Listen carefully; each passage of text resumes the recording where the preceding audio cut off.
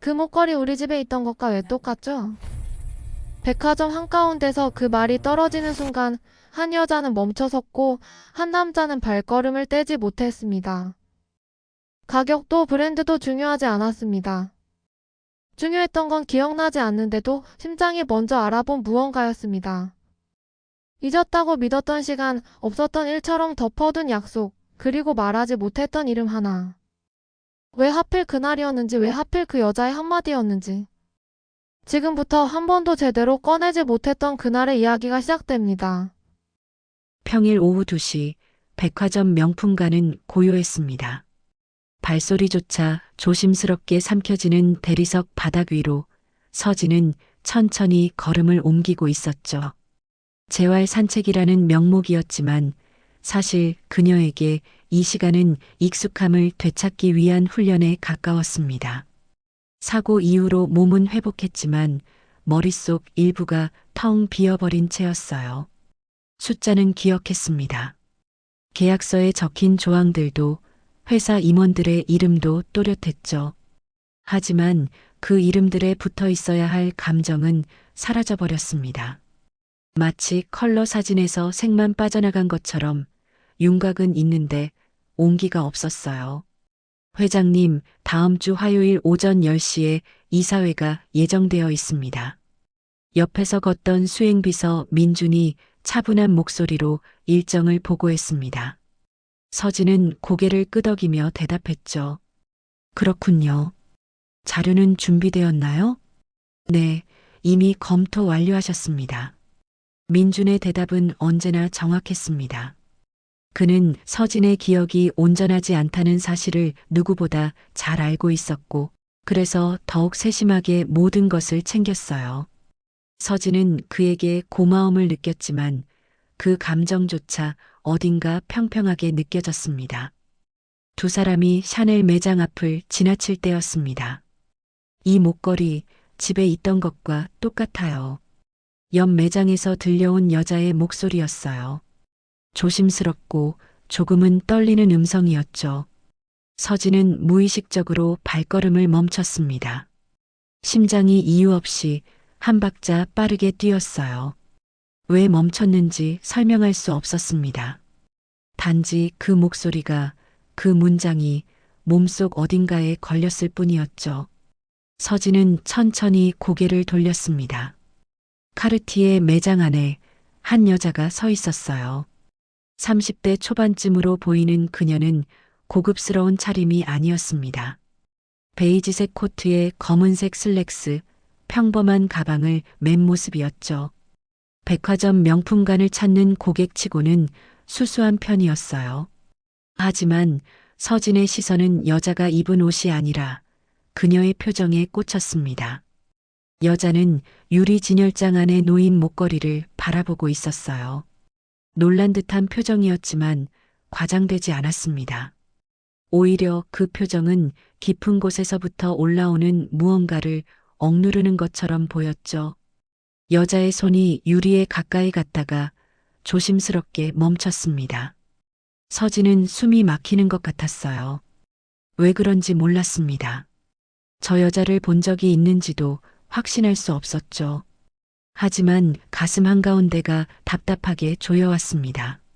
마치 오래전부터 잊고 있던 빚을 갑자기 떠올린 것처럼 설명할 수 없는 불편함이 밀려들었어요. 회장님, 민준이 조심스럽게 불렀습니다. 그는 서진이 멈춰 선 것을 알아챘고 시선을 따라 카르티의 매장을 보았죠. 그리고 재빨리 상황을 파악하려는 듯 매장 안을 살폈습니다. 괜찮으십니까? 서진은 대답하지 않았습니다. 그저 여자를 바라보고만 있었어요. 여자는 매장 직원에게 뭔가 말하고 있었고 직원은 공손하게 고개를 숙이며 설명하고 있었습니다. 평범한 백화점 풍경이었죠. 하지만 서진에게는 그렇지 않았습니다. 여자의 손끝이 미세하게 떨리는 것이 보였어요. 그녀는 목걸이를 만지지 않았습니다. 단지 보고만 있었죠. 마치 만지면 부서질까 두려운 것처럼 혹은 만질 자격이 없다고 생각하는 것처럼 보였어요. 서진은 자신도 모르게 한 걸음 앞으로 나아갔습니다. 민준이 놀라 그녀를 붙잡으려 했지만 서진은 손을 들어 제지했죠. 매장 직원들이 서진의 존재를 알아챘습니다. 백화점 VIP 중에서도 최상위 고객인 윤서진 회장을 모를 리 없었죠. 직원들의 표정이 순식간에 긴장으로 물들었습니다.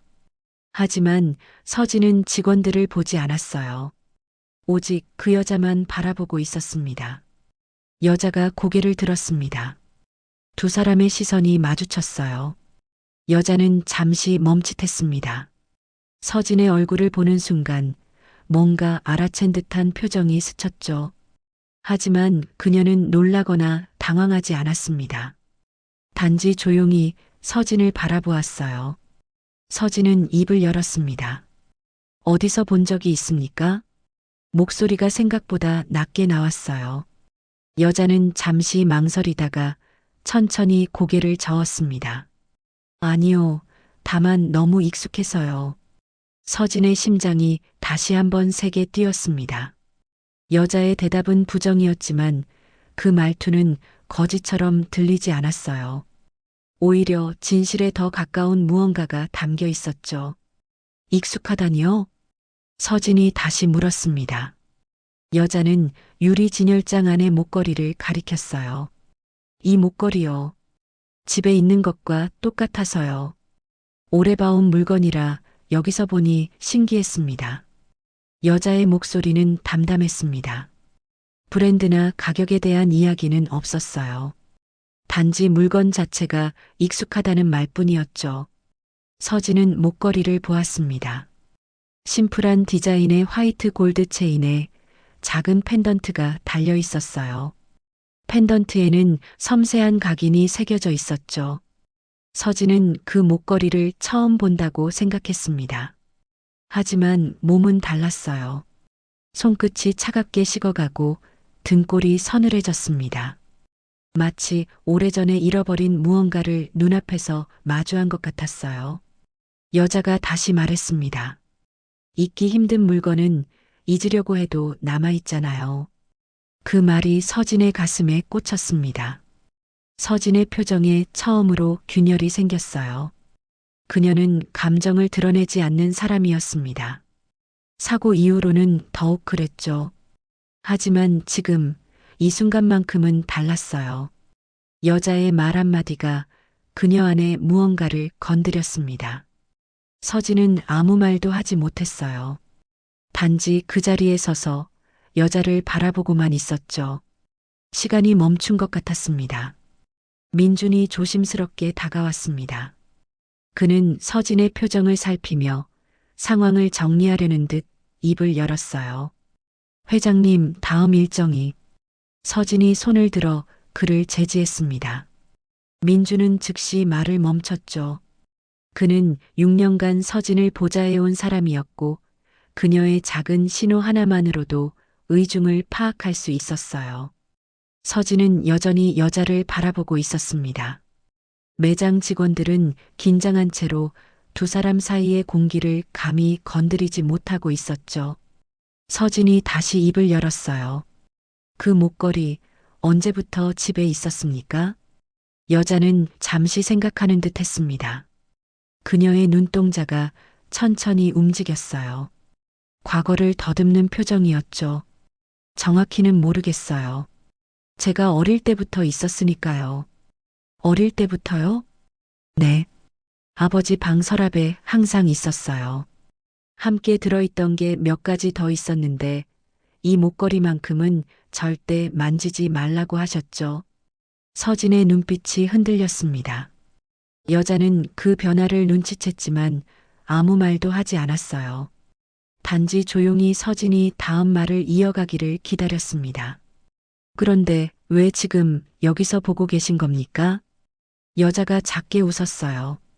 쓸쓸한 미소였습니다. 우연히 들렀다가요. 원래 명품관은 제가 올 곳이 아니거든요. 그냥 지나가다가 저 목걸이가 눈에 들어왔어요.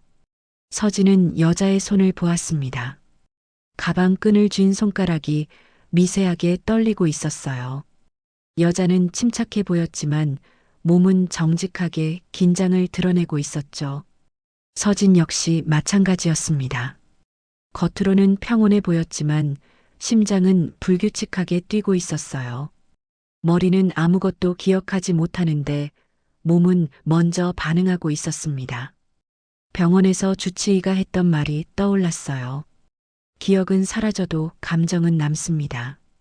회장님의 몸은 여전히 과거를 기억하고 있을 겁니다. 그때는 무슨 뜻인지 이해하지 못했어요. 하지만 지금 이 순간만큼은 그 말의 의미를 조금 알 것 같았습니다. 서진은 여자에게 한 걸음 더 다가갔습니다. 민준이 불안한 눈빛으로 그녀를 지켜보았지만 말리지는 않았어요.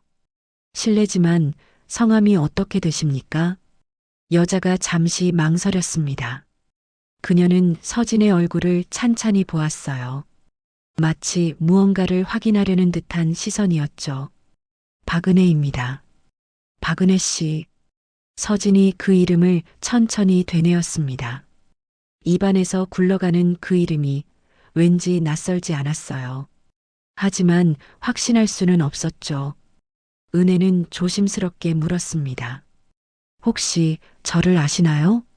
서진은 고개를 저었습니다. 모르겠습니다. 확신할 수가 없어요. 확신할 수 없다는 건 조금은 아실 수도 있다는 뜻인가요? 서진은 대답하지 못했어요.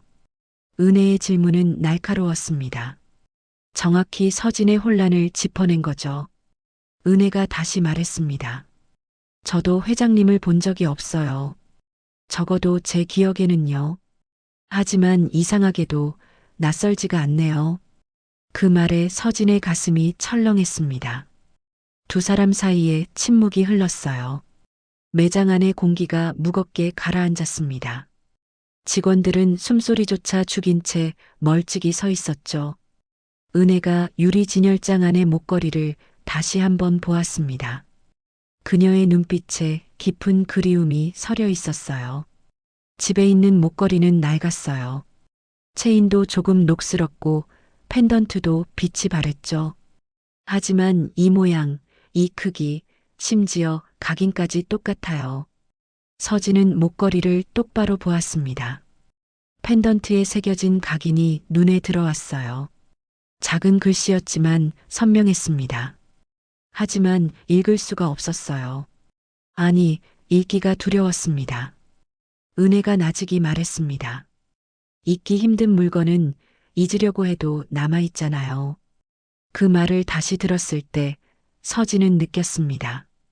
이건 단순한 우연이 아니라는 것을요. 서진은 은혜를 보았어요.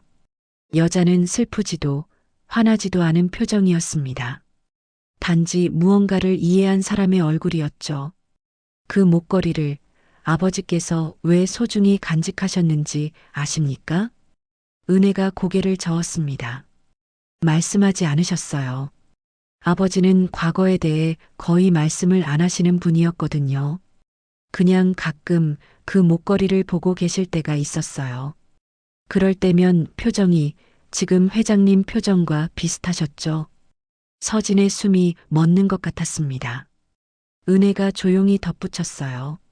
아버지는 1년 전에 돌아가셨어요. 마지막까지도 그 목걸이만은 절대 버리지 말라고 하셨죠. 그래서 아직도 간직하고 있어요. 서진은 말을 잃었습니다. 가슴 한가운데가 무너지는 것 같았어요. 슬픔인지 후회인지 그리움인지 알 수 없는 감정이 몰려왔습니다. 은혜는 시계를 보았어요. 죄송합니다. 시간이 늦었네요. 가봐야 할 것 같아요. 서진은 그녀를 붙잡고 싶었습니다. 하지만 무슨 말을 해야 할지 몰랐어요. 무슨 권리로 붙잡아야 하는지도 알 수 없었죠. 은혜가 서진에게 작게 고개 숙였습니다. 만나 뵙게 되어 묘하게 다행이라는 생각이 드네요. 그리고 그녀는 돌아섰어요. 서진은 그녀의 뒷모습을 바라보았습니다. 매장을 나가는 은혜의 걸음이 왠지 외로워 보였어요. 민준이 조심스럽게 물었습니다. 회장님, 괜찮으십니까? 서진은 대답하지 않았습니다. 그저 은혜가 사라진 방향을 멍하니 보고만 있었죠. 처음으로 느꼈습니다. 잃어버린 기억이 단순한 과거가 아닐 수도 있다는 것을요. 그리고 그 기억 속에 지금의 자신이 알아서는 안 될 무언가가 숨어 있을지도 모른다는 두려움을요. 그날 밤 서진은 잠들 수 없었습니다. 침대에 누워 천장을 바라보았지만 눈을 감을 수가 없었어요. 감으면 자꾸만 그 여자의 얼굴이 떠올랐죠. 박은혜. 그 이름이 머릿속을 맴돌았습니다. 서진은 일어나 창가로 걸어갔어요. 밤하늘에는 별이 보이지 않았습니다. 도시의 불빛이 너무 밝아서 별들은 그 뒤에 숨어버렸죠. 마치 자신의 기억처럼요. 사고는 2년 전 겨울에 일어났습니다. 빗길에서 미끄러진 차가 가드레일을 들이받았고 서진은 사흘간 의식을 잃었어요. 깨어났을 때 몸은 온전했지만 머릿속 일부가 사라져 있었죠. 의사들은 말했습니다. 부분 기억 상실이라고요. 업무 관련 기억이나 최근 몇 년의 일들은 대부분 남아 있었어요. 회사 경영에는 문제가 없었죠. 숫자를 다루는 능력도 판단력도 그대로였습니다. 하지만 그 이전의 기억들, 특히 사람과 관련된 감정의 기억들이 텅 비어버렸어요. 서진은 자신이 누군가를 사랑했는지 기억하지 못했습니다. 누군가에게 상처를 받았는지도 누군가에게 상처를 줬는지도 알 수 없었어요. 친구가 있었는지조차 확신할 수 없었죠. 이름은 기억했습니다. 얼굴도 알아봤어요. 하지만 그 사람과 나눴던 대화, 함께 웃었던 순간, 울었던 이유는 사라져버렸습니다. 주치의는 이렇게 말했어요. 기억은 사라져도 감정은 남습니다. 회장님의 몸은 여전히 과거를 기억하고 있을 겁니다. 어쩌면 머리보다 심장이 먼저 기억해낼 수도 있어요. 그때는 무슨 뜻인지 몰랐습니다. 하지만 오늘 백화점에서 박은혜를 만났을 때 서진은 그 말의 의미를 깨달았어요. 머리는 아무것도 기억하지 못했습니다. 박은혜라는 이름도 그녀의 얼굴도 처음 봤죠. 하지만 심장은 달랐어요. 그녀를 보는 순간 가슴이 먼저 반응했습니다. 답답함, 불안, 그리고 말로 설명할 수 없는 그리움. 서진은 창밖을 바라보며 생각했습니다. 저 여자는 누구일까요? 왜 내 몸은 그녀를 기억하고 있을까요? 그리고 가장 두려운 질문. 나는 그녀에게 혹은 그녀의 아버지에게 무슨 일을 저질렀던 걸까요? 서진은 손으로 가슴을 눌렀습니다. 심장이 불규칙하게 뛰고 있었어요. 마치 무언가를 말하려는 것처럼 간절하게 두드리고 있었죠. 기억나지 않는 게 이렇게 무서운 줄 몰랐습니다. 아는 것보다 모르는 것이 훨씬 더 고통스러웠어요. 서진은 서재로 향했습니다. 불을 켜고 책상 앞에 앉았죠. 서랍을 열어 오래된 수첩을 꺼냈어요. 사고 이후 병원에서 퇴원하면서 비서실에서 정리해준 자료들이었습니다. 지난 10년간의 일정, 만난 사람들, 중요한 계약 내역들이 빼곡히 적혀 있었어요. 서진은 한 장 한 장 넘기며 박은혜라는 이름을 찾았습니다. 없었어요. 회사 관계자도 아니었고 거래처 명단에도 없었죠. 서진의 공적인 삶 어디에도 박은혜라는 이름은 존재하지 않았습니다. 그렇다면 사적인 관계였을까요? 서진은 고개를 저었어요. 자신에게 사적인 삶이 있었는지조차 확신할 수 없었으니까요. 은혜가 했던 말이 떠올랐습니다. 아버지는 1년 전에 돌아가셨어요. 1년 전이라면 서진이 사고를 당하고 회복하던 시기였어요. 그 무렵 서진은 병원과 집을 오가며 재활에만 집중했었죠. 주변에서 무슨 일이 일어났는지 신경 쓸 여유가 없었습니다. 만약 그때 누군가 보고 소식을 전했다면 서진은 그걸 기억할 수 있었을까요? 아니, 애초에 기억할 만한 사람이었는지조차 알 수 없었어요. 서진은 노트북을 켰습니다. 포털 사이트에 접속해서 검색창에 박은혜라는 이름을 쳤죠. 하지만 너무 흔한 이름이었습니다. 수백 개의 결과가 떴지만 그중 어느 것이 오늘 만난 그녀인지 알 수 없었어요. 서진은 검색어를 바꿨습니다. 목걸이, 카르티에, 각인. 여러 이미지가 떴지만 오늘 본 것과 똑같은 디자인은 찾을 수 없었어요. 비슷한 것들은 있었지만 펜던트의 각인까지 일치하는 건 없었죠. 은혜는 말했습니다. 집에 있는 목걸이가 낡았다고요. 체인이 녹슬고 펜던트가 빛이 바랬다고요. 오래된 물건이라는 뜻이었어요. 그렇다면 그 목걸이는 언제, 누가, 왜 은혜의 아버지에게 주었던 걸까요? 서진은 눈을 감았습니다. 무언가 떠오르려는 것 같았어요. 희미한 장면이 스쳐 지나갔죠. 비 오는 날, 병실의 하얀 커튼, 누군가의 손. 하지만 얼굴은 보이지 않았습니다. 목소리도 들리지 않았어요. 단지 느낌만 남아 있었죠. 슬픔과 후회와 그리고 떠나보낸 무언가에 대한 아픔. 서진은 머리를 감싸쥐었습니다. 두통이 밀려왔어요. 억지로 기억을 끄집어내려 하면 항상 이렇게 머리가 아팠습니다. 주치의는 말했어요.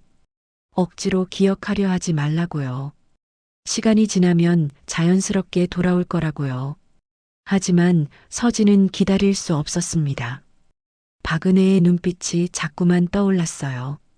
슬프지도 화나지도 않았던 그저 이해하는 듯한 표정이요. 마치 이미 모든 것을 알고 있는 사람처럼요. 서진은 노트북을 닫았습니다. 더 이상 찾아봐야 소용없다는 걸 알았어요. 온라인에서 찾을 수 있는 건 한계가 있었죠. 결국 답은 하나였습니다. 은혜를 다시 만나야 했어요. 그리고 물어봐야 했죠. 아버지가 누구였는지, 그 목걸이가 어떻게 아버지의 손에 들어갔는지, 그리고 혹시 자신을 아는지요. 서진은 창밖을 다시 보았습니다. 동쪽 하늘이 조금씩 밝아오고 있었어요. 밤새 잠을 못 잤지만 피곤하지 않았습니다. 오히려 심장은 더 빠르게 뛰고 있었어요. 두려움과 기대가 뒤섞인 채로요. 서진은 처음으로 생각했습니다. 혹시 내가 알아서는 안 될 기억일까요? 혹시 알고 나면 지금보다 더 고통스러울까요? 하지만 답은 이미 정해져 있었어요. 그래도 알아야 했습니다. 기억하지 못하는 고통보다 외면하고 살아가는 비겁함이 더 두려웠으니까요. 은혜는 집으로 돌아가는 지하철 안에 서 있었습니다. 퇴근 시간대가 지나 차 안은 한산했어요. 창밖으로 어둠 속을 달리는 터널벽이 빠르게 스쳐 지나갔죠. 은혜는 손잡이를 잡은 채 멍하니 자신의 얼굴이 비치는 유리창을 바라보았습니다. 윤서진. 그 이름을 뉴스에서 본 적이 있었어요. 재벌 그룹의 여회장, 사고 이후에도 회사를 훌륭히 이끌고 있다는 기사였죠. 하지만 은혜에게 그녀는 그저 먼 세상의 사람이었습니다. 적어도 오늘 전까지는요. 백화점에서 그녀를 마주쳤을 때 은혜는 알 수 없는 감정을 느꼈어요. 놀라움도 있었고 이상한 친근함도 있었죠. 마치 오래전부터 알고 있던 사람을 우연히 다시 만난 것 같은 느낌이었습니다. 하지만 은혜는 윤서진을 모릅니다. 그녀의 얼굴을 본 적도, 그녀와 대화를 나눈 적도 없었어요. 그런데 왜 그렇게 낯설지 않았을까요? 지하철이 역에 도착했습니다. 은혜는 내려서 집으로 향했어요. 오래된 빌라 3층, 은혜가 혼자 살고 있는 작은 원룸이었죠. 열쇠로 문을 열고 들어가자 익숙한 공간이 은혜를 맞이했습니다. 작지만 깔끔하게 정리된 방, 창가에 놓인 작은 식탁, 벽에 붙어 있는 책장. 은혜는 가방을 소파에 내려놓고 부엌으로 가서 물 한 잔을 마셨어요. 목이 말랐습니다. 백화점에서 있었던 일이 아직도 생생했죠. 은혜는 방 한쪽을 보았습니다. 옷장 위에 놓인 낡은 상자가 보였어요. 먼지가 살짝 쌓인 갈색 나무 상자였죠. 아버지의 유품이 담긴 상자였습니다.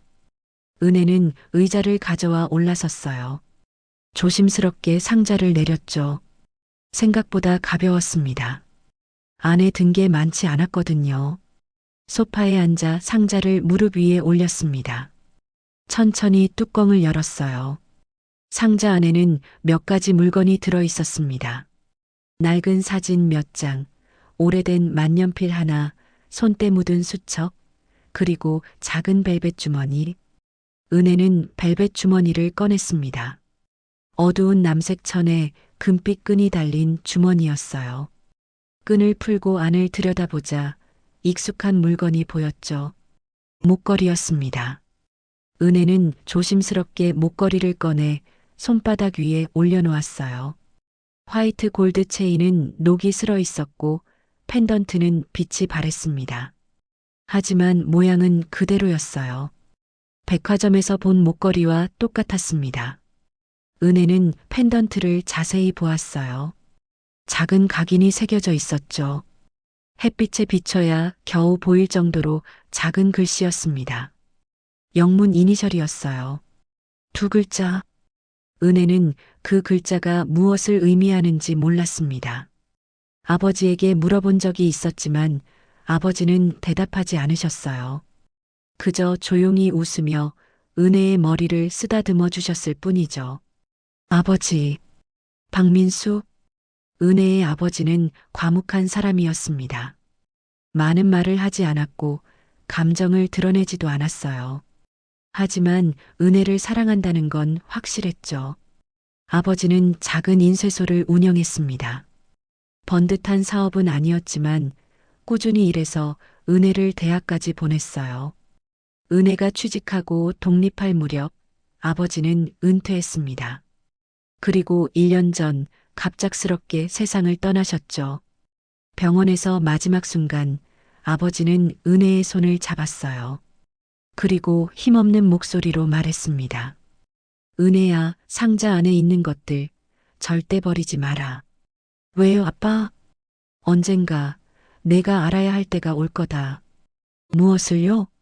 아버지는 대답하지 않으셨어요. 그저 미안하다는 말만 반복했죠. 은혜는 그때 아버지가 무슨 말을 하려는 건지 이해하지 못했습니다. 지금도 마찬가지예요. 다만 아버지의 부탁을 지키기 위해 상자를 그대로 간직하고 있을 뿐이었죠. 은혜는 상자 안의 사진들을 꺼냈습니다. 첫 번째 사진은 젊은 시절의 아버지였어요. 정장을 입고 환하게 웃고 있는 모습이었죠. 은혜가 알던 아버지와는 조금 달랐습니다. 더 밝아 보였고 자신감 넘쳐 보였어요. 두 번째 사진도 아버지였습니다. 이번에는 누군가와 함께 찍은 사진이었어요. 하지만 옆 사람의 얼굴은 찢어져 나가 있었습니다. 아버지가 일부러 잘라낸 것 같았어요. 은혜는 그 사진을 볼 때마다 궁금했습니다. 옆에 있던 사람은 누구였을까요? 왜 아버지는 그 얼굴을 지워버린 걸까요? 세 번째 사진에는 건물이 찍혀 있었어요. 큰 빌딩이었죠. 은혜는 그 건물을 본 적이 없었습니다. 은혜는 사진들을 다시 상자에 넣었어요. 그리고 목걸이를 다시 벨벳 주머니에 담으려다가 멈췄습니다. 오늘 백화점에서 본 장면이 떠올랐어요. 윤서진이 목걸이를 보던 표정이요. 그녀는 놀라고 있었습니다. 아니, 놀람보다는 혼란스러워 보였어요. 마치 잊고 있던 뭔가를 갑자기 떠올린 사람처럼요. 그리고 은혜를 보던 눈빛. 그 눈빛에는 물음이 담겨 있었습니다.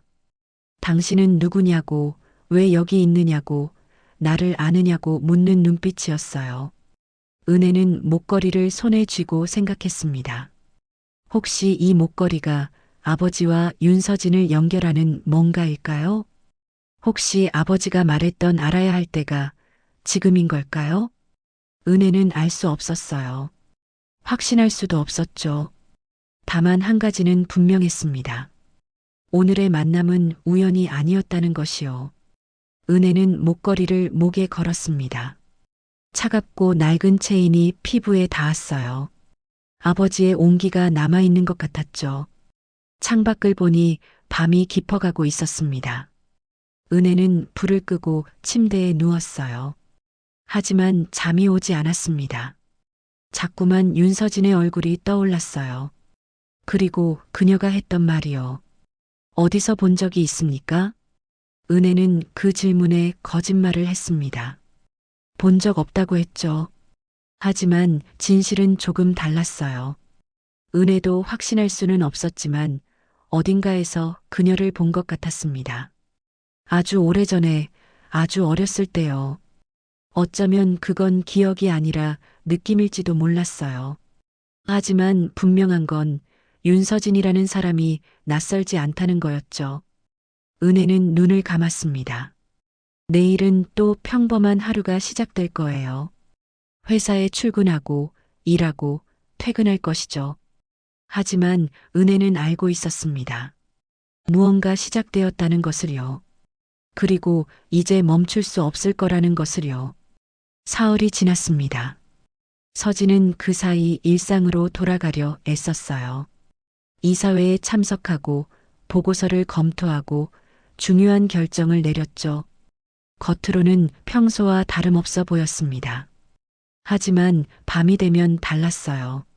잠들기 전 서진은 계속 같은 생각을 했습니다. 박은혜.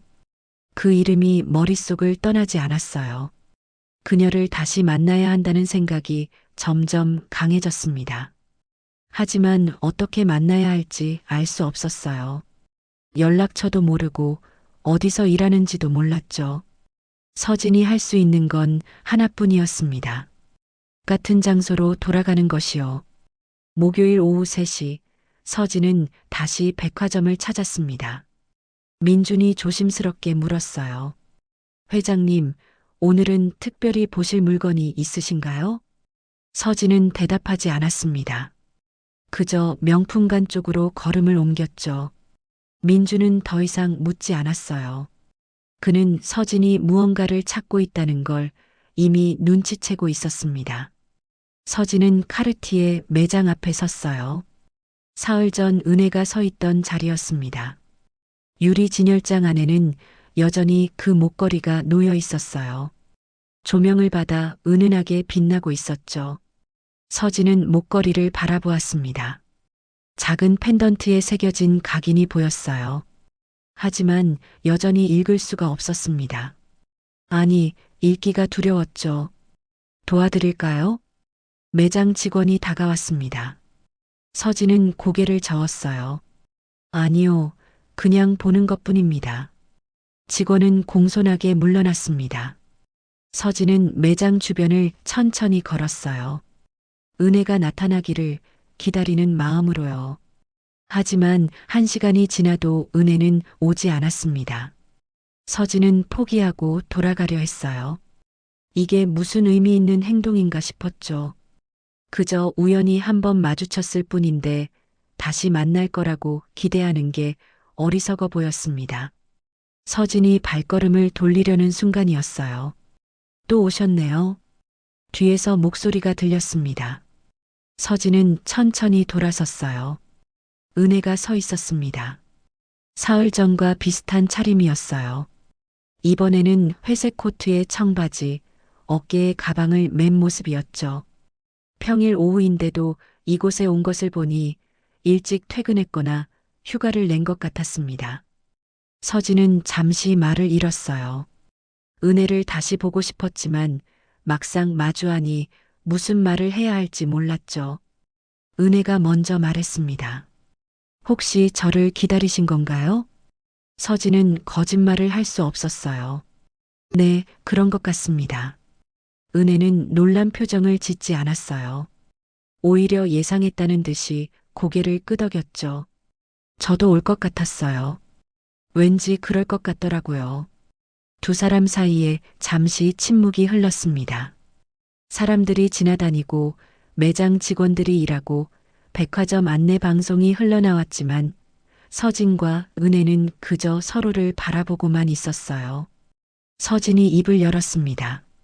실례가 아니라면 차 한잔 하실 수 있을까요? 은혜는 잠시 망설였어요. 손가락이 가방 끈을 꽉 쥐었다 놓았다를 반복했죠. 그녀는 무언가 고민하는 것 같았습니다. 그리고 천천히 고개를 끄덕였어요. 좋아요. 서진은 안도의 한숨을 내쉬었습니다. 자신도 모르게 긴장하고 있었던 거예요. 두 사람은 백화점 안의 조용한 카페로 향했습니다. 민주는 적당한 거리를 두고 따라왔죠. 서진이 원하면 언제든 개입할 준비를 하면서요. 카페는 한산했습니다. 창가 자리에 앉아 밖으로 거리가 내려다 보였어요. 오후의 햇살이 따스하게 들어왔죠. 서진은 아메리카노를, 은혜는 카페라떼를 주문했습니다. 음료가 나오고 두 사람은 마주 앉았어요. 은혜가 먼저 말을 꺼냈습니다. 오늘 오신 이유가 저 때문인가요? 서진은 숨기지 않았어요. 네, 당신을 다시 만나고 싶었습니다. 왜요? 모르겠어요. 확신할 수는 없지만 당신과 제가 연결되어 있다는 느낌을 지울 수가 없어서요. 은혜는 커피잔을 손에 쥐고 있었어요. 따뜻한 온기가 손바닥에 전해졌죠. 저도 비슷해요. 서진이 은혜를 보았습니다. 당신도요? 은혜가 고개를 끄덕였어요. 사흘 전 집에 돌아가서 아버지 유품 상자를 열어봤어요. 그 안에 목걸이가 있었죠. 백화점에서 본 것과 똑같은 거요. 서진의 심장이 빠르게 뛰기 시작했습니다. 그 목걸이를 지금 가지고 계십니까? 은혜는 잠시 망설이다가 가방에서 작은 벨벳 주머니를 꺼냈어요. 테이블 위에 조심스럽게 올려놓았죠. 여기 있어요. 서진은 주머니를 바라보았습니다. 손을 뻗으려다가 멈췄어요. 무언가 두려웠습니다. 은혜가 주머니를 열었어요. 안에서 목걸이를 꺼내 테이블 위에 펼쳤죠. 낡은 화이트 골드 체인과 빛이 바랜 펜던트. 하지만 모양은 백화점에서 본 것과 똑같았습니다. 서진은 숨을 멈췄어요. 펜던트에 각인이 보였습니다. 아주 작은 영문 이니셜이었어요. 서진은 그 글자를 읽었습니다. 그리고 온몸이 얼어붙었어요. 그 이니셜은 서진의 것이었습니다. 자신의 이름 첫 글자였죠. 은혜가 조용히 말했습니다. 이 각인이 뭘 의미하는지 아버지는 말씀하지 않으셨어요. 하지만 지금 회장님 표정을 보니 알 것 같네요. 서진은 고개를 들어 은혜를 보았어요. 그녀의 눈빛이 흔들리고 있었습니다. 회장님의 이름 첫 글자죠? 서진은 대답할 수 없었어요. 목소리가 나오지 않았습니다. 은혜가 다시 물었습니다. 회장님은 우리 아버지를 아셨나요? 서진은 기억나지 않았어요. 박민수라는 이름도 얼굴도 떠오르지 않았죠. 하지만 몸은 알고 있었습니다. 가슴이 답답하게 조였고 손끝이 차갑게 식었어요. 눈앞이 흐려지는 것 같았죠. 서진은 떨리는 목소리로 말했습니다. 미안하지만 확신할 수가 없어요. 저는 2년 전 사고로 기억 일부를 잃었습니다. 특히 사람과 관련된 기억들이요. 은혜의 눈이 커졌어요. 기억을 잃으셨다고요? 네. 그래서 제가 당신 아버지를 알았는지 어떤 관계였는지 기억하지 못해요. 하지만 서진은 목걸이를 보았습니다. 이 목걸이를 보면 제 몸은 알고 있는 것 같아요. 머리는 기억하지 못해도 심장은 기억하고 있는 것 같습니다. 은혜는 아무 말도 하지 못했어요. 그저 서진을 바라보고만 있었죠. 서진이 말을 이었습니다. 제가 왜 멈췄는지 저도 모르겠습니다. 왜 당신이 낯설지 않은지도요. 하지만 한 가지는 확실해요. 서진의 눈에 눈물이 고였습니다. 이건 우연이 아니에요. 우리가 다시 만난 건 분명 이유가 있을 겁니다. 은혜도 눈시울이 붉어졌어요. 두 사람은 그렇게 마주 앉아 말없이 서로를 바라보았습니다. 테이블 위에 놓인 낡은 목걸이만이 두 사람을 조용히 연결하고 있었어요. 카페 안은 고요했습니다. 창밖으로 사람들이 오가고 차들이 지나다녔지만 서진과 은혜가 앉은 테이블만큼은 시간이 멈춘 것 같았어요. 은혜가 조심스럽게 입을 열었습니다. 아버지에 대해 말씀드려도 될까요? 서진은 고개를 끄덕였어요.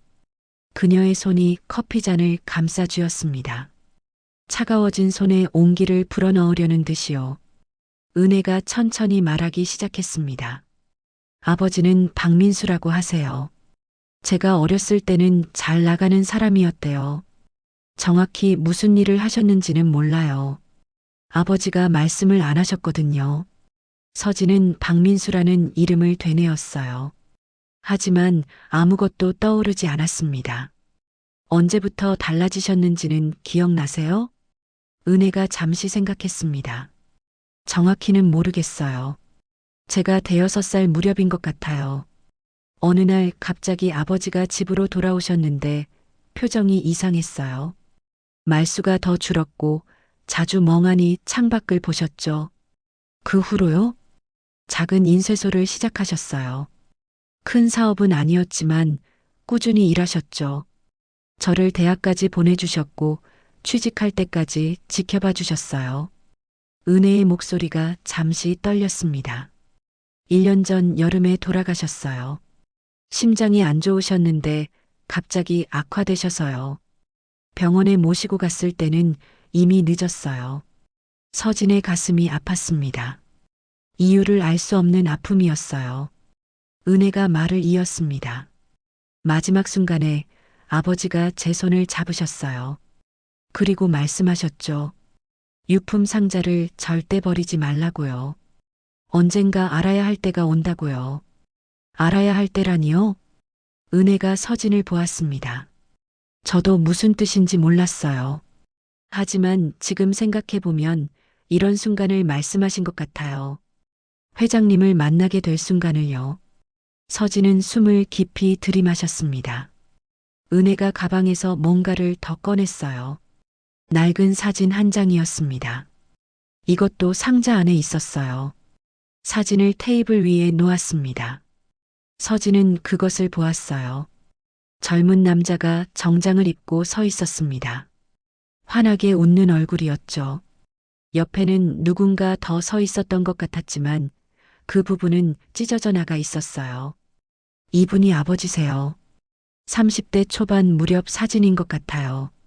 서진은 사진 속 남자를 자세히 보았습니다. 전혀 낯설지 않았어요. 아니, 낯설지 않다는 표현도 부족했습니다. 뭔가 깊은 곳에서 울림이 왔어요. 마치 오래전 잃어버렸던 무언가를 다시 발견한 것 같은 느낌이었죠. 서진의 손이 떨렸습니다. 이 사진, 제가 가져가 봐도 될까요? 은혜는 잠시 망설이다가 고개를 끄덕였어요. 네, 혹시 기억에 도움이 될 수도 있으니까요. 서진이 사진을 집어들었을 때 갑자기 머리가 지끈거렸습니다. 뭔가 떠오르려는 것 같았어요. 희미한 장면들이 스쳐 지나갔습니다. 비 오는 날, 누군가와 나란히 걷는 장면, 병실의 하얀 커튼, 그리고 누군가의 목소리. 약속 지킬 수 있을까요? 서진은 그 목소리가 누구 것인지 알 수 없었어요. 하지만 그 말이 가슴에 꽂혔습니다. 약속?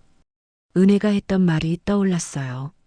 아버지는 늘 이 목걸이를 약속이라고 부르셨어요.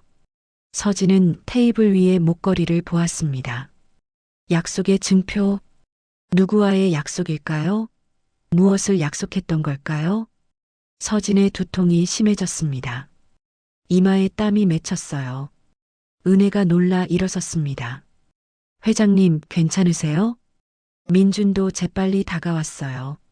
하지만 서진은 손을 들어 그를 제지했습니다. 괜찮아요. 잠깐만요. 서진은 눈을 감았습니다. 숨을 가다듬으려 했어요. 장면들이 계속 스쳐 지나갔습니다. 한 남자가 웃고 있었어요. 사진 속 남자 박민수였습니다. 그리고 누군가 그의 손을 잡았어요. 서진 자신의 손이었습니다. 두 사람이 함께 걷고 있었어요. 어디론가 향하고 있었죠. 하지만 장면은 거기까지였어요. 그 이후가 떠오르지 않았습니다. 서진은 눈을 떴습니다. 은혜가 걱정스러운 눈으로 그녀를 보고 있었어요. 기억나셨어요? 서진은 고개를 저었습니다. 아니요, 완전히는 아니에요. 단지 파편 같은 것들만요. 파편이요? 서진이 조심스럽게 말했습니다. 당신 아버지와 제가 함께 있던 장면이요. 손을 잡고 걷던 기억이요. 은혜의 눈이 흔들렸습니다. 그럼 정말 아버지를 아셨던 거네요. 서진은 대답하지 못했어요. 확신할 수 없었으니까요. 하지만 은혜의 말이 맞을 거라는 걸 몸은 알고 있었습니다. 은혜가 조용히 물었습니다. 어떤 관계였을까요? 아버지와 회장님은요? 서진은 목걸이를 보았어요. 자신의 이니셜이 새겨진 목걸이를요. 모르겠어요. 하지만 서진은 은혜를 똑바로 보았습니다. 중요한 사람이었을 거예요. 이렇게 오래 소중히 간직할 만큼요. 은혜가 눈물을 참는 게 보였어요. 그녀도 느끼고 있었죠. 아버지가 평생 간직했던 목걸이의 무게를요. 서진이 말했습니다. 제가 알아보겠습니다. 과거 기록을 찾아보고 사람들에게 물어볼게요. 당신 아버지와 저의 관계를, 그리고 이 목걸이의 의미를 알아내겠습니다. 은혜가 물었어요. 혹시 알고 나면 후회하실까봐 두렵지는 않으세요? 서진은 잠시 침묵했습니다. 그 질문은 서진이 지난 사흘간 자신에게 수없이 던졌던 질문이었어요. 알고 나면 어떻게 될까요? 후회하게 될까요? 아니면 더 큰 고통이 찾아올까요? 하지만 서진의 답은 정해져 있었습니다. 두렵습니다. 하지만 그래도 알아야 해요. 서진의 목소리가 떨렸어요. 기억하지 못하는 것보다 외면하고 사는 게 더 두렵습니다. 은혜는 서진의 눈을 보았어요. 그 안에서 결연함을 보았죠. 은혜가 고개를 끄덕였습니다. 알겠어요. 저도 알고 싶어요. 아버지가 평생 간직했던 이 목걸이의 의미를요. 두 사람은 잠시 말없이 앉아 있었습니다. 창밖으로 해가 기울고 있었어요. 오후의 빛이 점점 붉게 물들어갔죠. 서진은 목걸이를 다시 보았습니다. 이 작은 물건 하나가 두 사람의 인생을 연결하고 있었어요. 그리고 이제 그 연결의 의미를 찾아가야 할 때였습니다. 설령 그 끝에 고통이 기다리고 있다 해도요. 그날 밤 서진은 서재에 틀어박혔습니다. 책상 위에는 오래된 서류들이 쌓여 있었어요. 15년 전부터 10년 전까지의 기록들이었죠. 사고 이후 비서실에서 정리해둔 자료들이었지만 서진은 그동안 한 번도 제대로 들여다보지 않았습니다. 필요 없다고 생각했거든요. 하지만 지금은 달랐어요. 서진은 한 장 한 장 넘기며 박민수라는 이름을 찾았습니다. 회사 관련 서류, 계약서, 명함, 일정표까지 모두 뒤졌어요. 1시간이 지나고 2시간이 지났습니다. 그리고 마침내 찾았어요. 13년 전 파일철 안에서 작은 명함 한 장이 나왔습니다. 박민수, 기획실 차장. 서진은 숨을 멈췄어요. 명함 뒷면에는 손글씨로 뭔가 적혀 있었습니다. 약속 지키겠습니다. 서진의 손이 떨렸습니다. 약속? 그 단어가 또 나왔어요. 서진은 명함을 쥔 채 기억을 떠올리려 애썼습니다. 하지만 아무것도 떠오르지 않았어요. 단지 가슴만 답답하게 조여왔죠. 서진은 노트북을 켰습니다. 회사 인사 기록 시스템에 접속했어요. 오래된 자료까지 모두 보관되어 있는 데이터베이스였죠. 박민수를 검색했습니다. 결과가 나왔어요. 박민수 15년 전 입사, 기획실 배치, 승진 기록, 프로젝트 참여 내역이 나열되어 있었습니다. 그리고 13년 전 퇴사 기록. 사유는 일신상의 이유였어요. 서진은 화면을 스크롤하며 더 많은 정보를 찾았습니다. 근무평가, 상벌 내역, 프로젝트 성과까지 모두 기록되어 있었죠. 박민수는 유능한 직원이었어요. 평가도 좋았고 승진도 빨랐습니다. 그런데 어느 날 갑자기 사표를 냈던 거예요. 왜일까요? 서진은 퇴사 날짜를 확인했습니다. 그리고 다른 자료와 대조해 봤어요. 그 무렵 서진에게도 변화가 있었습니다. 아버지가 갑자기 돌아가셨던 시기였어요. 서진은 26살에 회사를 물려받았죠. 준비도 없이 갑작스럽게요. 그때가 서진에게 가장 힘든 시기였습니다. 혼자서 회사를 이끌어야 했고 주변의 시선도 차갑했어요. 젊은 여자가 회사를 경영할 수 있겠느냐는 의심이 가득했죠. 그 시기에 박민수가 퇴사했던 거예요. 서진은 더 많은 파일을 열었습니다. 그리고 한 폴더를 발견했어요. 개인 사진 폴더였습니다.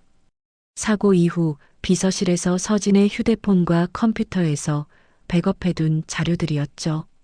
서진은 그동안 이 폴더를 열어보지 않았어요. 기억나지 않는 사진들을 보는 게 고통스러웠으니까요. 하지만 지금은 달랐습니다.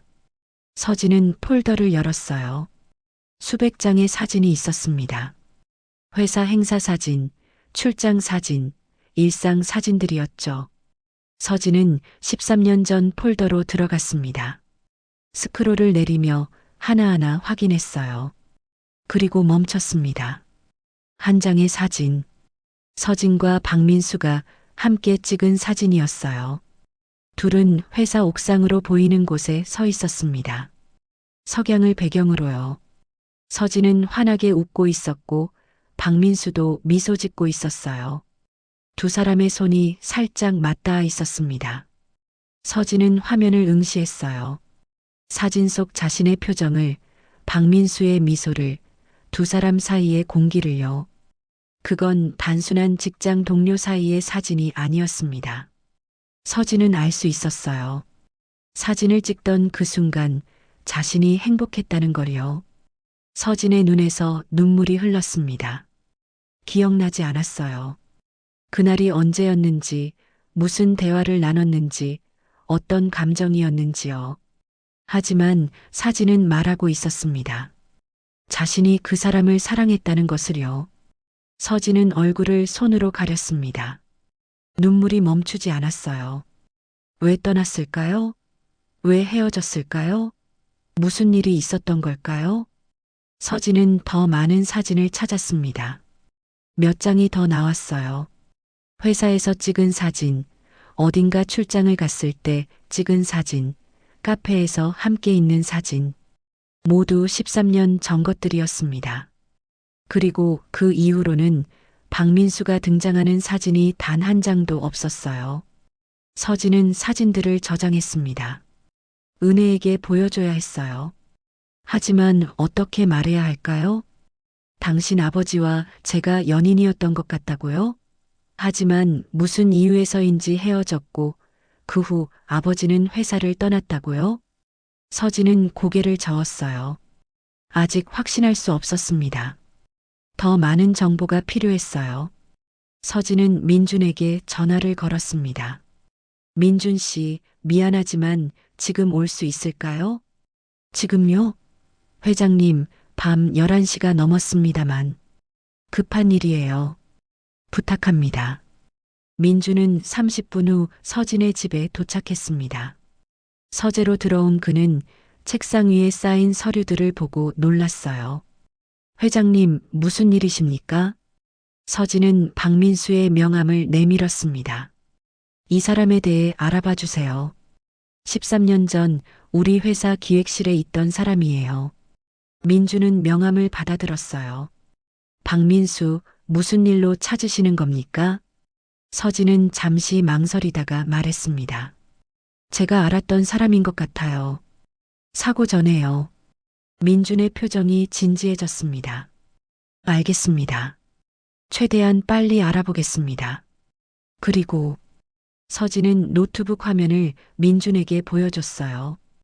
박민수와 함께 찍은 사진이었죠. 이 사람을 기억하는 직원이 있는지도 확인해 주세요. 당시 함께 일했던 사람들 중에요. 민주는 사진을 자세히 보았습니다. 그리고 서진을 보았어요. 회장님, 이분이 누구신지 여쭤봐도 될까요? 서진은 대답했습니다. 사흘 전 백화점에서 만난 여자, 박은혜의 아버지예요. 민준의 눈이 커졌어요. 그렇다면, 네, 우연이 아니었어요. 우리는 이미 연결되어 있었던 거예요. 민주는 아무 말도 하지 못했습니다. 서진이 말을 이었어요. 제가 무엇을 잊었는지, 무엇을 잃었는지 알아야 해요. 부탁합니다. 민주는 고개를 숙였습니다. 알겠습니다, 회장님. 제가 반드시 찾아내겠습니다. 민준이 나간 후 서진은 다시 사진을 보았습니다. 사진 속에서 웃고 있는 자신과 박민수를요. 서진은 작게 속삭였습니다. 미안해요. 기억하지 못해서요. 그리고 생각했습니다. 만약 기억이 돌아온다면 그때 느꼈던 감정도 함께 돌아올까요? 사랑도, 아픔도, 후회도요? 서진은 두려웠습니다. 하지만 이제 멈출 수 없었어요.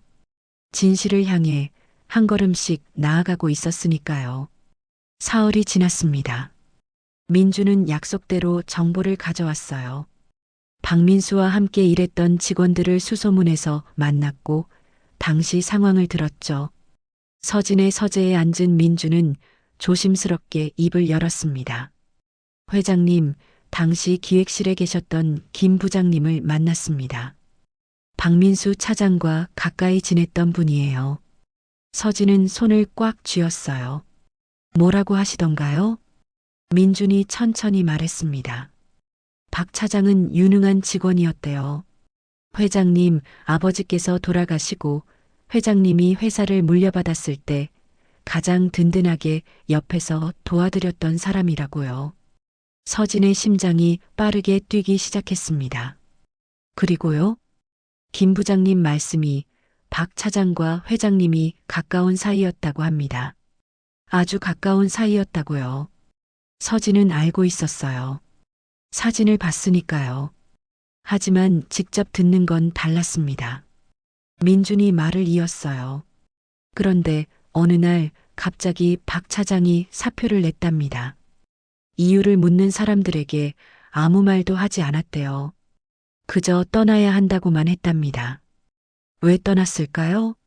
민주는 잠시 망설이다가 말했습니다. 김 부장님은 추측만 할 뿐이라고 하셨어요. 하지만 당시 회사 내부에서 소문이 있었답니다. 무슨 소문이요? 회장님과 박 차장의 관계를 좋지 않게 보는 시선들이 있었대요. 젊은 여회장이 직원과 연애한다는 것에 대한 비난이었죠. 특히 이사진들 사이에서요. 서진의 얼굴이 굳었습니다. 민준이 조심스럽게 덧붙였어요. 김 부장님은 박 차장이 회장님을 위해 스스로 떠난 거라고 생각한답니다. 회장님의 입지를 위해서요. 서진은 숨을 들이마셨습니다. 가슴이 무너지는 것 같았어요. 더 있나요? 네, 한 가지 더 있습니다. 민주는 봉투 하나를 꺼냈습니다. 김 부장님이 주신 겁니다. 박 차장이 퇴사하던 날 김 부장님께 맡긴 편지래요. 회장님께 전해달라고 했는데 차마 전하지 못하고 간직하고 계셨답니다. 서진은 떨리는 손으로 봉투를 받았어요. 봉투는 낡아 있었습니다. 13년이라는 시간이 묻어 있었죠. 서진은 봉투를 열었습니다. 펼쳐진 편지지에는 깔끔한 글씨가 적혀 있었어요. 서진은 천천히 읽기 시작했습니다. 서진 씨에게 이 편지를 쓰는 지금 제 손이 떨리고 있습니다. 당신에게 직접 말하고 싶었지만 그럴 수 없었어요. 당신을 보면 마음이 흔들릴 것 같아서요. 저는 떠나기로 했습니다. 당신이 회사를 이끌어가는데 제가 방해가 되고 있다는 걸 알았어요. 사람들의 시선이, 이사진들의 불만이 모두 저 때문이라는 것도요. 당신은 강한 사람입니다. 혼자서도 충분히 해낼 수 있어요. 하지만 제가 옆에 있으면 사람들은 당신의 능력이 아니라 우리의 관계만 볼 거예요. 그건 당신에게 공평하지 않습니다. 약속했죠. 당신을 지키겠다고요. 그 약속을 지키는 방법이 떠나는 것이라면 저는 떠나겠습니다. 목걸이를 간직하겠습니다. 당신이 주었던 그 약속의 증표를요. 언젠가 다시 만날 수 있을까요? 그때는 제가 당신 곁에 서 있어도 괜찮은 사람이 되어 있을까요? 모르겠습니다. 하지만 한 가지는 확실해요. 제 인생에서 가장 행복했던 시간은 당신과 함께였던 순간들이었습니다. 고맙습니다. 그리고 미안합니다. 사랑합니다. 박민수. 편지를 다 읽은 서진의 손에서 종이가 떨어졌습니다. 눈물이 흘러내렸어요. 멈출 수가 없었습니다. 기억이 돌아오기 시작했습니다. 파편처럼 흩어져 있던 조각들이 하나씩 맞춰지기 시작했어요.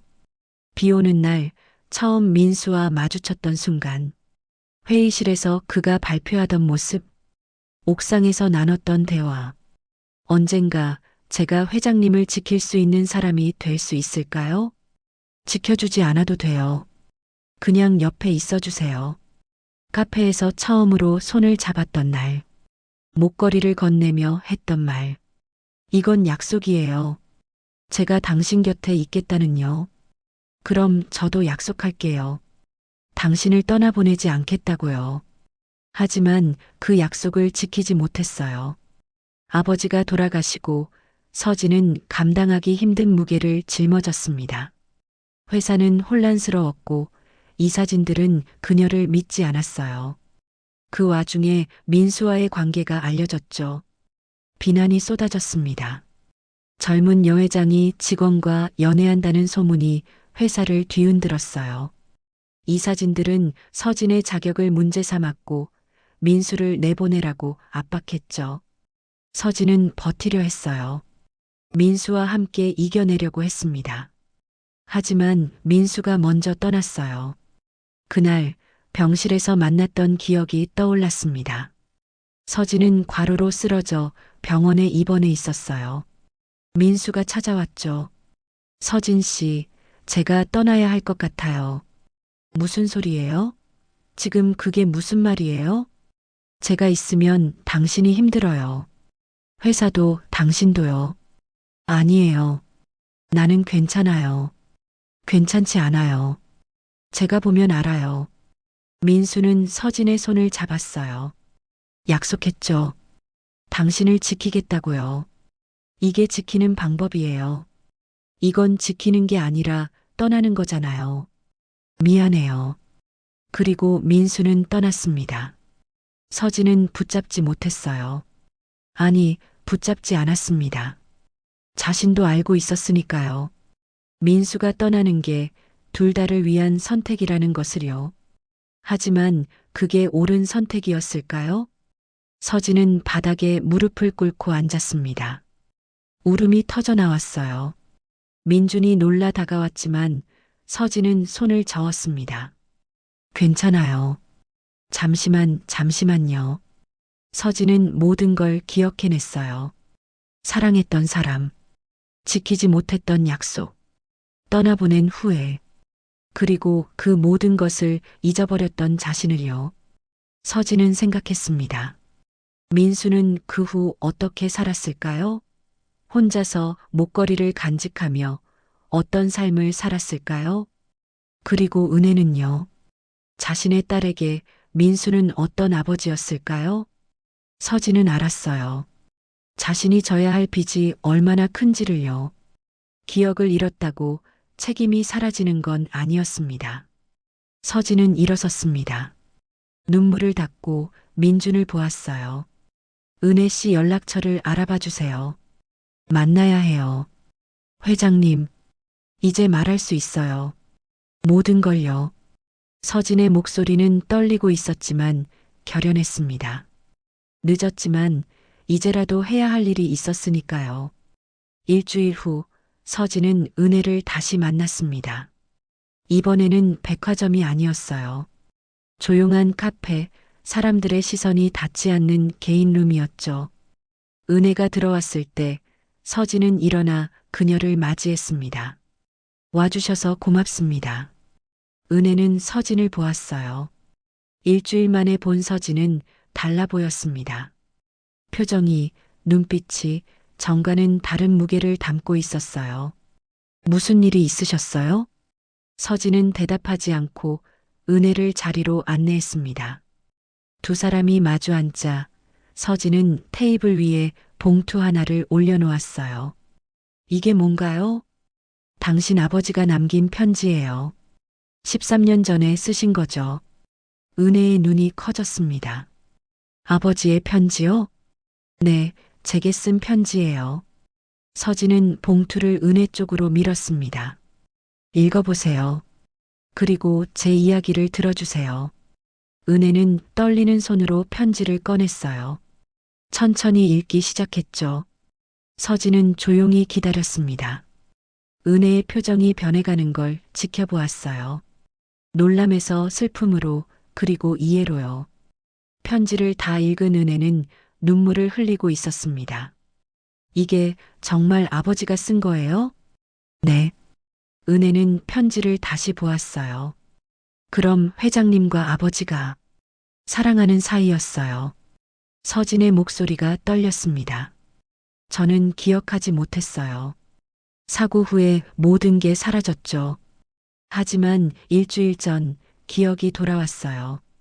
모두요. 은혜는 말을 잃었습니다. 서진이 말을 이었어요. 아버지는 제가 회사를 물려받았을 때 제 곁에 있었어요. 가장 힘들 때, 가장 외로울 때 옆에서 지켜준 사람이었죠. 서진은 눈물을 참으며 계속 말했습니다. 우리는 사랑했어요. 진심으로요. 목걸이는 제가 아버지에게 준 거예요. 약속의 증표로요. 절대 떠나지 않겠다고, 서로 곁에 있겠다고요. 하지만 아버지는 떠나셨죠. 은혜의 목소리도 떨렸어요. 네, 떠나셨어요. 저를 위해서요. 서진은 당시 상황을 설명했습니다. 회사 내부의 비난, 이사진들의 압박, 그리고 민수의 선택을요. 아버지는 제가 회사를 제대로 이끌 수 있도록 스스로 떠나셨어요. 사람들의 시선이 저를 힘들게 한다는 걸 아셨던 거죠. 은혜는 편지를 쥔 채 고개를 떨구었습니다. 그래서 아버지가 그렇게 사셨구나. 네. 은혜가 고개를 들었어요. 눈물로 젖은 얼굴이었죠. 아버지는 평생 혼자 사셨어요. 재혼도 안 하셨고 누군가를 만나지도 않으셨죠. 그냥 저만 키우며 사셨어요. 은혜의 목소리가 흔들렸습니다. 가끔 아버지가 목걸이를 보며 우셨어요. 제가 어렸을 때는 몰랐지만 크면서 알았어요. 아버지가 누군가를 그리워하고 계신다는 걸요. 서진은 가슴이 무너지는 것 같았어요. 미안해요. 왜 회장님이 미안해 하세요? 제가 지키지 못했으니까요. 약속을요. 절대 떠나보내지 않겠다고 했는데 지키지 못했어요. 서진의 목소리가 메어졌습니다. 아버지가 떠났을 때 제가 더 강하게 붙잡았어야 했어요. 회사가 뭐가 중요한가요? 이사진들의 시선이 뭐가 중요해요? 사랑하는 사람을 지키는 게 먼저였는데. 은혜는 조용히 서진을 바라보았어요. 회장님, 아버지의 선택을 탓하지 마세요. 하지만 편지를 읽어보니 알겠어요. 아버지는 후회하지 않으셨을 거예요. 회장님을 사랑했고 그 사랑을 지키는 방법이 떠나는 거였다면 아버지는 기꺼이 그 선택을 하셨을 거예요. 은혜가 눈물을 닦았습니다. 아버지는 불행하지 않으셨어요. 힘들긴 했겠지만요. 저를 키우며 사셨고 목걸이를 간직하며 추억을 지켜오셨죠. 그게 아버지가 선택한 삶이었어요. 서진은 고개를 숙였습니다. 눈물이 뚝뚝 떨어졌어요. 그래도 미안해요. 제가 더 강했어야 했는데, 제가 더 용기를 냈어야 했는데요. 은혜가 서진의 손을 잡았습니다. 회장님도 힘드셨잖아요. 젊은 나이에 회사를 떠안고 혼자 버티느라 얼마나 힘드셨어요. 하지만 아버지는 알고 계셨을 거예요. 회장님이 얼마나 힘든지를요. 그래서 더 떠나신 거예요. 사랑하는 사람이 힘들어하는 걸 보는 게 더 고통스러우니까요. 은혜의 말에 서진은 울음을 터뜨렸습니다. 그동안 참아왔던 모든 감정이 쏟아져 나왔어요. 후회도, 그리움도, 미안함도요. 은혜도 울었습니다. 두 사람은 그렇게 한동안 손을 잡은 채 울었어요. 시간이 얼마나 흘렀을까요? 서진이 먼저 진정했습니다. 눈물을 닦고 은혜를 보았어요. 당신에게 물어봐도 될까요? 네. 저를 용서할 수 있을까요? 아버지를 지키지 못한 저를요. 은혜는 잠시 생각했습니다. 그리고 천천히 고개를 저었어요. 용서할 게 없어요. 서진이 놀라 은혜를 보았습니다. 은혜가 말했어요. 회장님은 잘못한 게 없어요. 아버지도 회장님도 둘 다 최선을 다하셨어요. 사랑했고 서로를 지키려 했고 그 과정에서 헤어졌을 뿐이에요. 은혜는 목걸이를 꺼냈습니다. 테이블 위에 조심스럽게 올려놓았어요. 이건 아버지의 인생이었어요. 회장님을 사랑했던 증거이자 그 사랑을 지킨 방법이었죠. 은혜가 목걸이를 서진 쪽으로 밀었습니다. 이제 회장님께 돌려드려야 할 것 같아요. 서진은 고개를 저었어요. 아니요, 그건 아버지의 것이었어요. 당신이 가지고 있어야 해요. 하지만 부탁이에요. 서진이 은혜의 손을 잡았습니다. 그게 아버지를 기억하는 방법이에요. 그리고 저도 잊지 않을 수 있는 방법이고요. 은혜는 잠시 망설이다가 고개를 끄덕였어요. 알겠어요. 두 사람은 다시 침묵했습니다. 하지만 이번 침묵은 달랐어요. 무겁지 않았죠. 오히려 따뜻했습니다. 서진이 말했어요. 제가 도울 수 있는 게 있을까요? 아버지를 대신해서요. 은혜가 작게 웃었습니다. 도움은 필요 없어요. 저 잘 살고 있거든요. 하지만 대신 가끔 만날 수 있을까요? 이렇게요. 서진의 눈에 눈물이 다시 고였어요. 그러고 싶어요. 아버지 이야기도 들려드리고 싶어요. 제가 알고 있는 아버지의 모습을요. 고마워요. 두 사람은 서로를 보며 미소 지었습니다. 아픔이 사라진 건 아니었어요. 후회도 여전히 남아 있었죠. 하지만 이제 조금은 위로받은 것 같았습니다. 늦었지만 마주할 수 있어서요. 그리고 이해할 수 있어서요. 석 달이 흘렀습니다. 봄이 왔어요. 거리의 나무들이 새순을 틀고 따뜻한 바람이 불기 시작했죠. 서진은 백화점 명품관을 다시 찾았습니다. 이번에는 혼자가 아니었어요. 은혜가 함께였죠. 두 사람은 천천히 걸으며 이야기를 나눴습니다. 회사 이야기, 은혜의 직장 이야기, 그리고 민수의 이야기를요. 아버지는 요리를 정말 못하셨어요. 은혜가 웃으며 말했습니다. 그래서 저는 어릴 때 늘 배달 음식만 먹었죠. 그러다 제가 중학생 때부터 제가 요리를 배웠어요. 서진도 미소 지었어요. 그랬구나. 민수 씨 손재주는 좋았는데 요리는 정말 못했나 봐요. 회장님은 아셨어요? 같이 라면 끓여 먹은 적이 있었는데 물 조절을 못하셔서 국물이 넘쳤거든요. 두 사람은 함께 웃었습니다. 이런 대화가 자연스러워진 건 한 달쯤 전부터였어요. 처음에는 어색했습니다. 무슨 말을 해야 할지, 어떻게 대해야 할지 몰랐죠.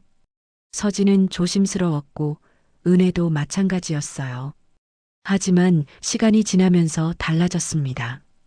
은혜가 아버지의 이야기를 들려줄 때마다 서진은 민수의 또 다른 면을 알게 됐어요. 아버지로서의 민수, 혼자 딸을 키우며 살아온 민수를요.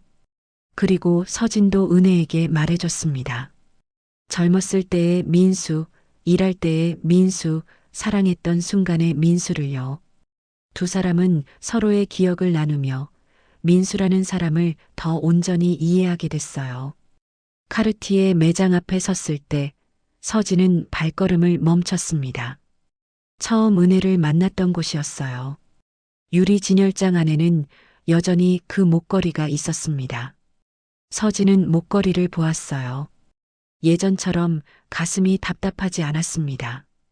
단지 조용한 그리움만 느껴졌죠. 은혜가 서진을 보았어요. 괜찮으세요? 서진이 고개를 끄덕였습니다. 네, 괜찮아요. 이제는요. 은혜는 가방에서 벨벳 주머니를 꺼냈어요. 아버지의 목걸이였습니다. 오늘 이걸 가져온 이유가 있어요. 뭔가요? 은혜가 주머니를 열어 목걸이를 꺼냈습니다. 새로 만들려고요. 똑같은 걸로요. 하나는 제가 가지고 하나는 회장님께 드리려고요. 서진의 눈이 커졌어요. 저한테요? 네, 아버지가 간직하셨던 것처럼 우리도 간직하면 좋을 것 같아서요. 잊지 않기 위해서요. 서진은 가슴이 뜨거워지는 걸 느꼈습니다. 고마워요. 아니에요. 저야말로 고마워요. 회장님 덕분에 아버지를 더 잘 알게 됐어요.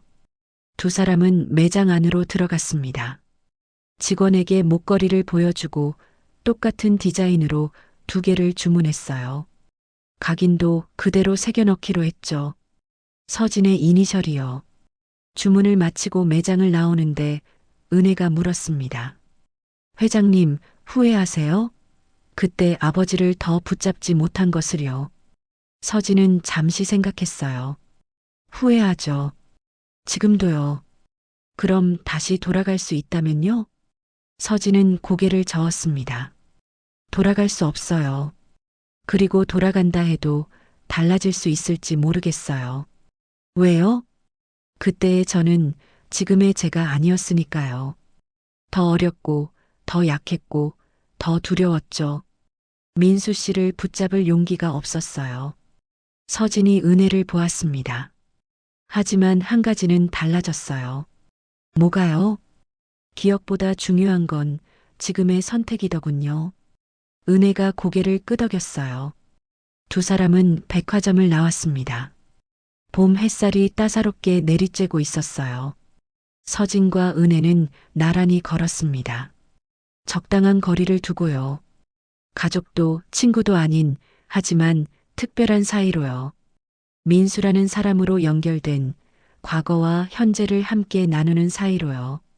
다음 주에도 만날 수 있을까요? 은혜가 물었습니다. 그럼요. 어디서 만날까요? 아버지가 운영하셨던 인쇄소 자리에 가보려고요. 함께 가실래요? 서진은 잠시 망설였습니다. 그곳에 가면 또 아플 거예요. 민수의 흔적이 남아있는 곳이니까요. 하지만 서진은 고개를 끄덕였어요. 네, 함께 갈게요. 고마워요. 두 사람은 거리를 걸었습니다. 서진은 생각했어요. 이제 민수는 없습니다. 다시는 만날 수 없죠. 하지만 그가 남긴 것들이 있어요. 은혜라는 딸, 목걸이라는 약속, 그리고 함께했던 기억들이요. 서진은 더 이상 기억을 잃지 않을 거예요. 민수를, 그와 나눴던 사랑을, 그리고 지키지 못했던 약속을 잊지 않을 겁니다. 그게 서진이 할 수 있는 일이었어요. 늦었지만 이제라도 할 수 있는 일이었죠. 은혜가 말했습니다. 회장님, 아버지가 보고 계실까요? 우리가 이렇게 만나는 걸요. 서진이 하늘을 올려다 보았어요. 보고 계실 거예요. 그리고 미소 짓고 계실 것 같아요. 왜요? 우리가 서로를 미워하지 않으니까요. 오히려 함께 걷고 있잖아요. 은혜도 하늘을 보았습니다. 맞아요. 아버지는 그런 걸 좋아하셨을 거예요. 두 사람은 다시 걸었습니다. 봄바람이 불어왔어요. 따뜻하고 부드러운 바람이었죠. 서진은 느꼈습니다. 자신이 백화점 한가운데서 멈춰선 그날이 헛되지 않았다는 것을요. 우연처럼 보였지만 운명이었던 그 만남이 자신을 과거와 다시 연결해줬다는 것을요. 그리고 지금 자신은 다시 걷고 있어요. 멈춰 섰던 발걸음을 다시 내딛고 있는 거죠. 과거를 등지지 않고 그렇다고 과거에 갇히지도 않으며요. 민수가 남긴 사랑을 기억하며 은혜와 함께 새로운 관계를 만들어가며요. 늦게라도 멈춰선 발걸음은 결코 헛되지 않았습니다. 그 발걸음 덕분에 서진은 잃어버렸던 것을 되찾았고 새로운 시작을 할 수 있었으니까요. 두 사람의 발걸음이 거리에 울렸습니다. 함께 그러나 각자의 길을 걸으며요. 과거를 품고 미래를 향해요. 봄 햇살 아래에서요. 우리는 종종 잊은 게 아니라 견디기 위해 덮어두었을 뿐인지도 모릅니다. 기억은 사라질 수 있어도 사람에게 남긴 마음까지 함께 사라지지는 않으니까요. 그날 그 목걸이는 과거를 증명한 것이 아니라 지금의 선택을 묻고 있었습니다. 늦었다고 느끼는 순간에도 발걸음을 멈출 수 있다면, 그리고 누군가의 이야기를 끝까지 들을 수 있다면 그것만으로도 인생은 아직 조금은 다시 걸어볼 수 있는 길인지도 모릅니다.